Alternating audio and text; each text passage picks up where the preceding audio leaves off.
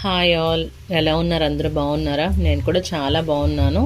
ఈరోజు మీ ముందుకైతే ఒక మంచి వీడియోనే తీసుకొచ్చాను. అది ఏంటి అంటే, మన ఇంట్లోనే చాలా తక్కువ ఖర్చుతో మన చేతితో ఎలాంటి కెమికల్స్ యూస్ చేయకుండా సోప్ అనేది ఎలా తయారు చేయాలన్నది నేను చూపిస్తాను. వీడియో ఎండింగ్ వరకు చూడండి.